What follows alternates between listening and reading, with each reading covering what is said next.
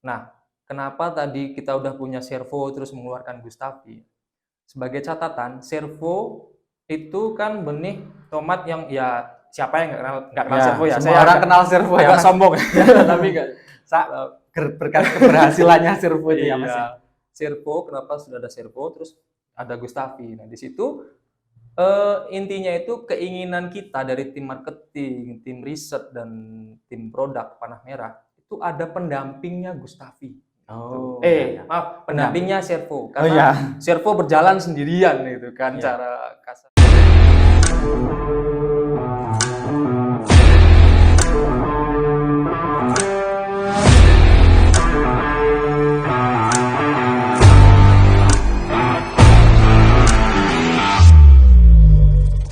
Assalamualaikum warahmatullahi wabarakatuh. Halo sahabat benih online, kembali lagi dengan saya Arif Kanahar di acara Ngobrol Pertanian. Sahabat semuanya, kemarin kita sempat mengulas dengan petani kita tentang tomat Gustavi. Nah, kali ini kita menghadirkan produk promotor dari Panah Merah, yaitu ada Mas Hanif. Silakan Mas Hanif. Halo Mas. Ya, Apa kabar? sehat Mas Hanif? Alhamdulillah. Saya pakai dulu ya Mas. Taruh di mana nih Mas? Iya. Gimana Mas? Ya. Teman-teman semua, kali ini kita bersama Mas Hanif selaku produk promotor dari Panah Merah ya Mas ya. Gimana Mas Hanif kabarnya? Alhamdulillah baik. Alhamdulillah. Niki akhirnya saya diundang ke podcast ini ya Mas. Enggak, teman-teman. Sebenarnya sudah diundang sejak lama, cuman beliaunya baru bisa ya Mas ya. Sok sibuk. Nah gini Mas Hanif, Iya, saat. kemarin kan saya sempat ngobrol-ngobrol nih dengan petani di acara review petani ya. Itu mayoritas itu mereka menanam varietas Gustavi ya. Ya, nah terus yang pertama nih, itu kan kami pengen mengulas nih tentang tomat Gustavi gitu. Kira-kira tomat Gustavi itu kira-kira sudah berapa lama sih Mas sampai saat ini? Oh iya Mas Nahar. Sebelumnya izinkan perkenalan Oh iya, siap Mas. Iya. Lupa sampai memperkenalkan Mas Hanif. Saya Hanif, Ya. Mas. Petugas dari PT Iswesit Indonesia, atau kalau biasa disebut itu orang kenalnya itu cap panah merah, Ya. karena ada merah-merahnya ya. Nah kebetulan saya itu petugas untuk area Wonosobo dan Banjarnegara. Ya. Nah di sini itu kita disebutnya PP atau produk promotor. Ya. Dalam artian Produk sendiri produk promotor itu tim, maksudnya tim marketing, tapi lebih ke memperkenalkan produk. Ya. Seperti itu. Nah, di sini kebetulan kami tim Panah Merah wilayah Jawa Tengah itu punya target mengembangkan tomat Gustavi. Tomat Gustavi ini pertama kali keluar itu di tahun 2019. 2019. Ya, Tadi sudah sekitar 3 tahun ya Mas ya. Ya, sekarang 2022 ya. 2019 ada 3 tahun. Itu pertama kali kita coba di sini Mas, daerahnya Mas Nahar di sini ya. Oh iya. Ya, Tegal Sari. Ya, Kecamatan Garung ya. Ya, betul, dulu itu trial di tempat petani namanya Mas Kizo. Ya. Nah, itu dulu Gustavi pertama kali muncul di situ. Seperti itu. Ya.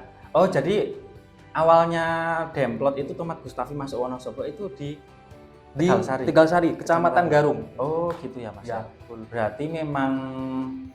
Nah, kenapa Mas Hanif alasannya di Demplot pertama kali di Wonosobo itu di Tegal Sari itu ada alasan khusus nggak sih Mas?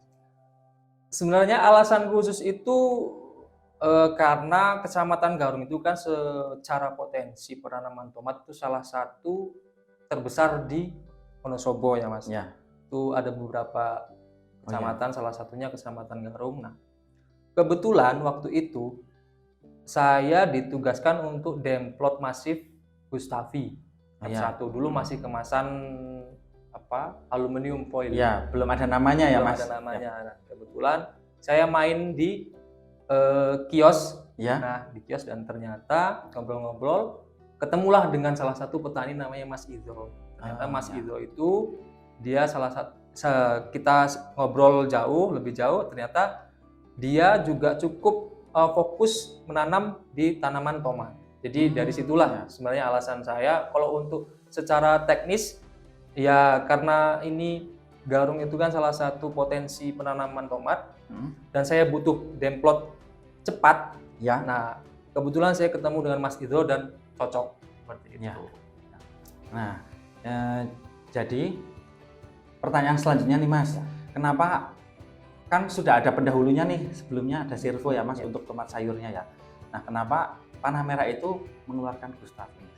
Oh iya. Kira-kira alasannya apa? Alasannya ya. Alasannya Tahu nggak sebenarnya Mas alasannya? iya. Alasannya sebenarnya biar varietas panah merah lebih banyak. Jadi gini Mas, kalau di benih itu inovasi itu kan wajib. Ya. Apalagi dari panah merah ya. Jadi perusahaan itu juga dituntut untuk mengeluarkan benih-benih baru ya setiap beberapa tahun seperti itu. Nah, kenapa tadi kita udah punya Servo terus mengeluarkan Gustavi? Sebagai catatan, Servo itu kan benih tomat yang ya siapa yang nggak kenal Servo ya? Semua orang kenal Servo ya. Agak sombong tapi nggak. Berkat keberhasilannya Servo itu ya Mas. Iya. Servo, kenapa sudah ada Servo terus ada Gustavi. Nah, di situ intinya itu keinginan kita dari tim marketing, tim riset dan tim produk Panah Merah itu ada pendampingnya Gustavi. Maaf, pendampingnya Servo. Karena Servo berjalan sendirian itu kan cara kasar apa Jadi namanya? untuk tomat tuh waktu itu tomat sayur baru Servo aja ya Mas ya. Dulu ada Lumina. Lumina, ya, tomat Betavilla. Ya. Oh iya ya. Betavilla. Cuma Betavilla kan sudah terkena virus ya. Iya. Nah, untuk daerah sini sudah banyak yang petani yang mengeluhkan tentang soal virus. Jadi alangkah baiknya kita keluarkan lagi satu produk yang cukup tahan virus ya. Dan satu tipe hampir sama dengan tomat-tomat sayur pendahulunya. Ya. Seperti itu, Mas. Jadi gitu teman-teman. Ya. Jadi gitu teman-teman ya. Jadi memang sebelumnya Gustavi itu memang sempat ada Servo terlebih dahulu dan Betavilla ya Mas. Tapi untuk memang Betavilla memang belum ada ketahanan virusnya. Ya masih kurang untuk virusnya, dia masih lebih tahan Servo. Sebenarnya Betavilla kalau nggak salah nih, karena saya kan baru ya Mas. Ya. Baru 5 tahun. Kalau nggak baru salah 5 tahun ya. Kalau nggak salah itu Betavilla dulu baru Servo. Ya. Oh Betavilla berarti paling lama ya Mas ya? Iya dulu 2014 atau 15 kalau nggak salah itu keluar Betavilla, kemudian keluar Servo. Karena itu bukan mengangkat isu ya, karena para petani di area kami Indonesia itu kan sudah mengeluhkan serangan virus yang amat tinggi, karena si Betavilla ini untuk ketahanan virusnya masih kurang, masih lebih kuat Servo. Ya. Nah jadi untuk tomat Gustavi ini kan ada 2 jenis ya Mas. Ya. Kalau saya tidak salah nih, 2 jenis itu ada Gustavi regular pack ya, sama Gustavi yang prime. Nah itu perbedaannya apa Mas? Oh iya. Mungkin teman-teman subdealer dan petani juga bertanya-tanya ya, masih ada yang bertanya apa perbedaan Gustavi yang reguler dan yang prime. Sebenarnya sama-sama reguler sama ini kemasannya ya. Kalau Gustavi yang prime itu pertama sekali keluar itu Gustavi yang prime. Ya, awalnya ya. Saya ngelihatnya itu saya dapatnya itu Gustavi yang prime daerah Wonosobo itu. Itu prime itu perlakuan khusus di benih supaya benih tersebut cepat tumbuh. Jadi memang sudah ada mungkin jenis lapisan treatment dengan hormon tertentu. Bukan lapisan tertentu di benihnya gitu bukan? Iya, kita memberikan lapisan itu tetap pakai hormon-hormon tertentu yang rahasia perusahaan gitu. Hormon tertentu karena itu kita dedikasikan untuk petani-petani dan penyemai-penyemai supaya si Gustavi ini benihnya cepat tumbuh seperti itu. Memang dari segi pahitnya ya atau kadaluarsanya prime itu akan lebih cepat kadaluarsanya. Iya, masa kadaluarsanya lebih cepat dibanding yang reguler. Gitu. Jadi untuk Gustavi Prime itu perbedaannya hanya di situ saja, Mas. Iya. Untuk selebihnya sama saja. Ya, selebihnya sama saja. Nah, untuk selanjutnya nih, jadi kan itu sudah ada perlakuan benihnya. Sebelum kemasan itu dibuka itu sudah diperlakukan khusus dulu dari perusahaannya. Iya, betul. Nah, untuk istilahnya perlakuan benih sebelum tanamnya pun berarti tidak perlu sebenarnya, Mas. Nah, itu kita nyorotin juga ya, Mas. Beberapa petani mungkin melakukan perlakuan benih seperti memeram atau merendam direndam ya benih tersebut sebelum disemai atau sebelum ditanam. Tapi sebenarnya kalau untuk benih-benih panah merah rata-rata itu kita sudah menanamkan menanamkan dalam tanda kutip itu teknologi supaya si benih ini seragam tumbuhnya. Jadi mungkin jenengan sering dengar komentar dari para penyemai, wah kalau benihnya panah merah walaupun sudah kadaluarsa tetap tumbuh. Itu salah satu teknologi dari panah merah yang kita cantumkan di benih-benih kita. Oh gitu. Jadi memang sebenarnya untuk teman-teman penyemai dan petani pun untuk benih-benih panah merah pada umumnya mungkin sudah tidak perlu lagi ditambahkan atau diperam dengan ZPT apapun gitu mungkin. Iya, sebenarnya seperti itu. Jadi ready to grow ya. Ready to apa ya namanya? Bahasa Inggrisnya saya kurang tahu ya teman-teman. Jadi tidak perlu. Tapi kalau jenengan kalau kebiasaan petani itu dirasa perlu, ya monggo silahkan. Itu pun tidak merusak apapun ya, Mas? Iya, asalkan dalam artian itu tidak terlalu lama seperti itu. Atau itu sudah jenengan biasa lakukan dan wah nggak ada masalah kok Mas, ya monggo. Tapi kalau untuk jenengan mau langsung semai, benihnya dari buka kemasan itu juga tidak apa-apa karena kita sudah melakukan riset-riset tertentu kan. Iya, siap. Terus ada lagi nih pertanyaannya, Mas Hanif. Jadi kalau kalau sebelumnya nih ya sebenarnya pertanyaan awal ya, Mas ya. Untuk sebuah perusahaan itu mengeluarkan benih, itu tuh biasanya butuh waktu berapa lama sih sampai benih itu tercipta? Sampai benih itu rilis ya? Rilis dalam artian sudah seperti dikasih nama ya. Saya kan sudah dikasih nama, udah ada izinnya gitu. Butuh berapa lama? Nah ini salah satunya panenan tomat Gustavi oleh petani daerah sini. Yaitu kemarin petani Mas Pawit namanya. Sempat kita review juga. Ya.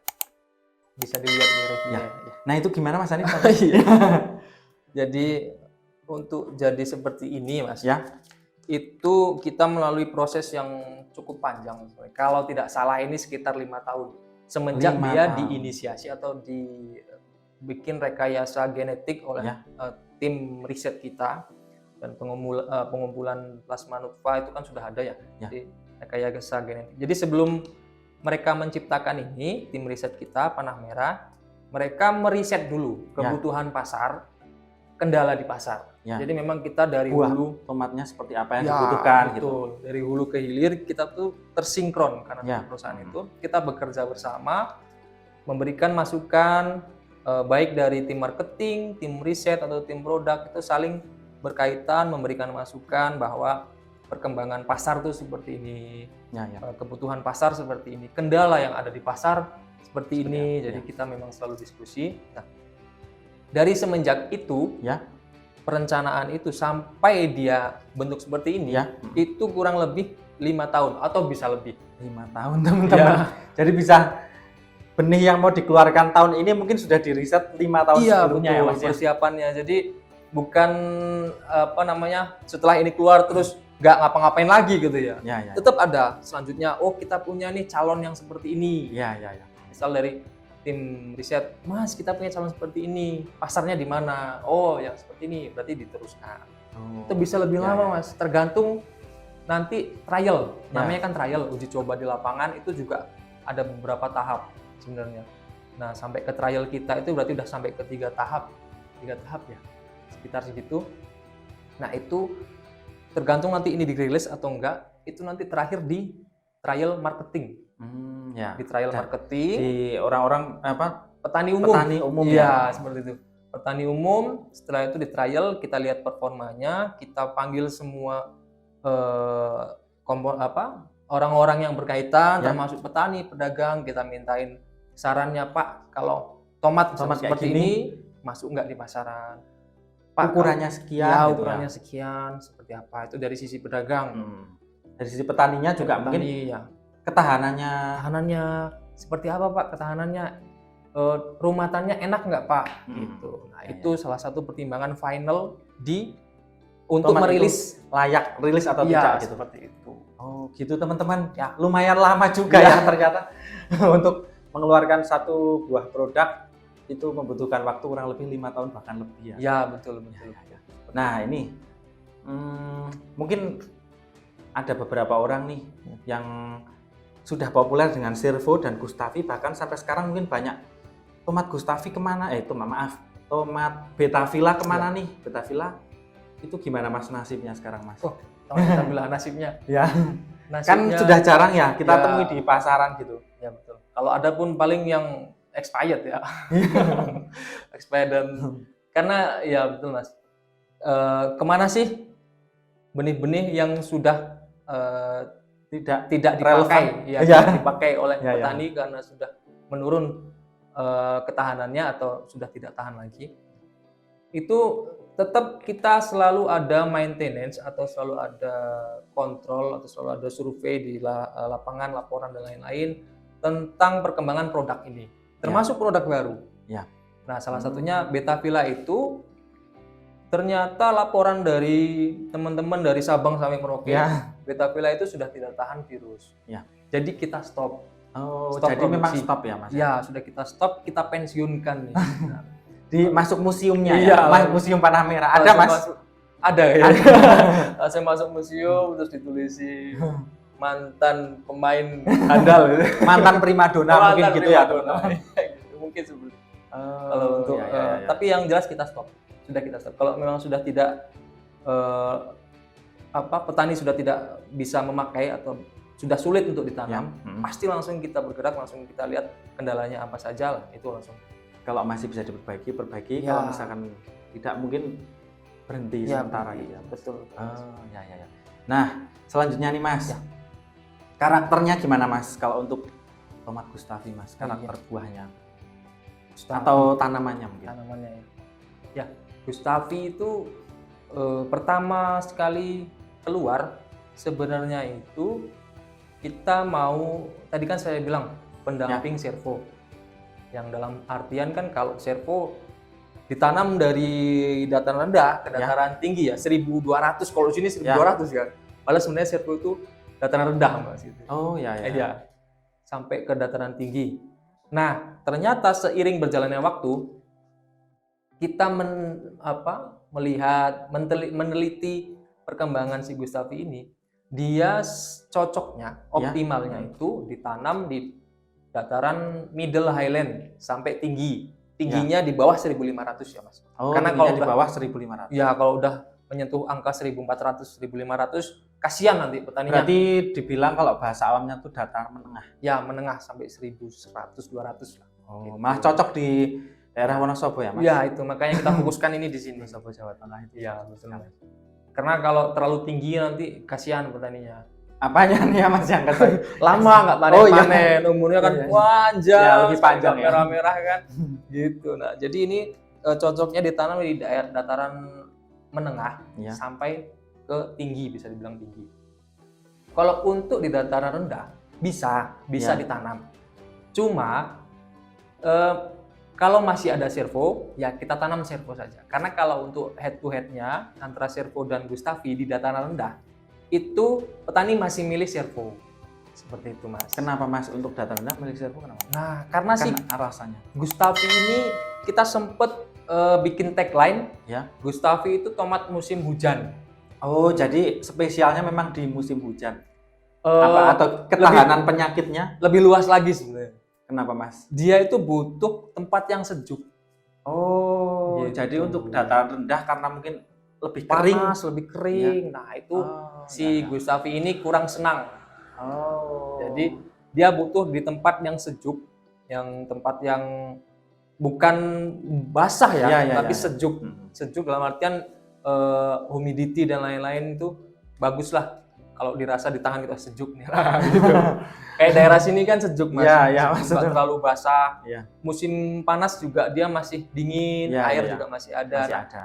Gustavi itu butuh tempat-tempat seperti itu untuk hidup Ya. dan berbuah maksimal. Oh ya, berarti memang untuk dataran rendah memang sebaiknya kalau misal ada servo, mending servo saja. Ya, servo saja. Oh. Tapi saya nggak ngelarang ya kalau Ya. Gustavi ya. Memang kalau ini kan demi kebaikan kita. Ya, bersama maksudnya untuk ya. panen lebih maksimal itu memang Gustavi itu butuh tempat yang sejuk ya, Mas? Iya, betul. Karena sudah ada. Jadi kalau boleh saya cerita, setiap benih yang kita keluarkan, mungkin nggak cuma Panah Merah ya, semua perusahaan juga mengeluarkan benih, itu memiliki karakter masing-masing. Ya.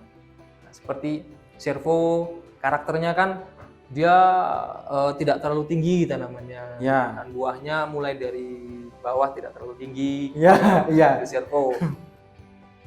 Gustavi beda. Perbedaannya yang paling menonjol itu di mana? Tanamannya tinggi. Tanamannya tinggi. Ya, jadi kita butuh tempat merambat atau lanjaran ya namanya Ya. di sini ya. Lanjaran. Itu sekitar 180 Sentimeter. cm di atas tanah. Oh, teman-teman. Itu berarti untuk Gustavi memang cenderung postur tanamannya lebih tinggi daripada servo. Kalau servonya berapa? Servo Mas, serat pakai lanjaran cabai, kalau orang Ya. bilang lanjaran cabai 150 juga udah bisa. Ya, ya, 150. Nah, Ya 150 itu ya total. Ya. Kalau ini kan berarti harus 2 meter. ya 2 meter, maksudnya 180 di atas tanah. Nah, untuk karakter buahnya sendiri, Mas? Karakter buahnya ya bisa kita lihat. Kalau Perbedaannya? oh ya, ada yang bilang petani Betavilla ya. Betavilla ya ngomongnya ini tuh mirip Betavilla, Mas gitu. Oh, jadi dari servo lebih besar sedikit. Kalau gimana? ukuran sama. Ukuran sama. Cuma dari bentuknya servo kan agak lonjong ya? Ya, agak Kalau oval sedikit nih. oval. Ini lebih ke, nah ini kalau karakternya kelihatan banget. Dia bunder seperti ini. Ya. Nah kalau Gustavi itu lebih ke situ, lebih mirip sebenarnya kayak Betavilla. Kalau Oke. petani sini bilang ya, Ya. lebih mirip Betavilla. Cuma kalau untuk besarnya sama servo. Ya. Iya. Kalau untuk ininya, Mas, dari buahnya itu kira-kira di tanamannya kan mungkin dari luas ke berapa sih, Mas? Oh iya. Biasanya. Kalau ini lebih tinggi dari servo, Ya. dia bisa sampai setengah meter. 50 cm dari tanah. Iya, dari tanah itu baru cabang V ya. Ya. Waktu cabang V, di atas cabang V dia keluar. Oh, ya. Seperti itu. Memang jangan kaget kalau teman-teman baru nanam Gustavi. Memang karakternya seperti itu. Nanti waktu dia sudah keluar, nah waktu dia ke pertumbuhan ke atas, itu bunganya sangat banyak. Kalau nggak percaya buktikan. Ya, percaya. Bunganya Teman-teman sangat bisa banyak. lihat di review tomat ini di linknya di atas. Ya. Nah itu tomat Gustavi semua itu bisa dilihat sendiri nanti karakter pohonnya dan buahnya seperti apa. Ya, gitu betul. ya. Nah selanjutnya nih Mas, umur panennya Mas kalau tomat Gustavi. Ya. Umur panen kalau untuk di dataran menengah Ya. di kita 80 sampai 85 itu sudah. 80 sampai 85 Ya. sudah petik. Telat-telatnya 85 lah kita sudah petik. Kalau dengan pendahulunya servo hampir Servo- sama atau enggak Mas? Servo itu di kisaran 75 ya. Oh berarti Iya. lebih lama sedikit ya? Iya, karena kan buahnya dia lebih tinggi. Ya. Tapi kalau sudah merah nanti di atas, nah itu bisa cepet merahnya. Habis petik, Ya nanti cepat 02, merah lagi. ya 2 hari lagi, 2 hari, petik petik lagi, atau bisa 1 hari petik lagi. Sebenarnya kalau misalkan tepat secara Budidaya. ketentuan budidayanya mungkin potensi hasilnya lebih besar ya Mas? Iya betul. Sesuai dengan bukan ketentuan ya Mas, sesuai dengan karakter si tanaman. Jadi memang ya benar ketentuan. Iya. jadi memang ya itulah gunanya petugas ya. Saya berbicara agak melebar.